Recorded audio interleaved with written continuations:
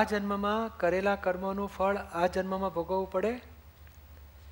એ વાત એ સાચી જ છે, પણ કેવી રીતે હોય છે કે સ્થૂળ કર્મોનું ફળ આ ભાવમાં જ ભોગવવું પડે, પણ સ્થૂળ કર્મ ભોગવતી વખતે જે સૂક્ષ્મમાં થાય છે એ આવતે બહુ ભોગવવું પડે.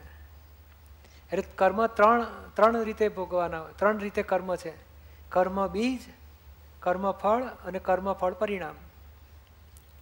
એટલે દાખલા તરીકે આપણે ગયા ભાવમાં ભાવના કરી હોય કે મંદિરનું સારું કામ થાય તો આપણે સગવડ હોય તો 25,000 50,000 આપવા છે ભગવાનના કામમાં, તે ભાવ જ કર્યા હોય, પૈસા તો અપાયા ના હોય, તે બીજ નાખ્યું કે કર્મ બીજ.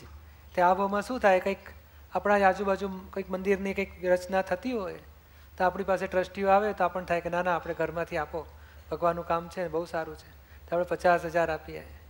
તો લોકો કહેશે આ તો બહુ મોટા દાનેશ્વરી, કેટલું મોટું દાન આપ્યું. તે 50,000 અપાયા, તે ગયા ભાવમાં બી નાખ્યું હતું એના ફળ રૂપે, અને 50,000 આપ્યા એનું પાછું કર્મ ફળનું પરિણામ આવે.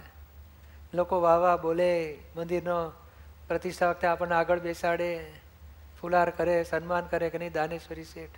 ત્યાં સ્થૂળ કર્મનું ફળ સ્થૂળ આવ્યું.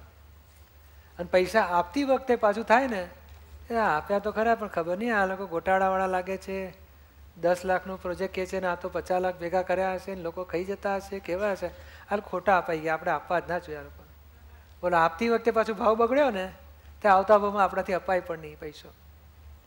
એટલે ક્રિયા અને ભાવ બે જુદા છે, સમજાયું ને? એ ક્રિયાનું ફળ હમણાં મળે છે, ભાવનું ફળ આવતે બહુ મળે છે.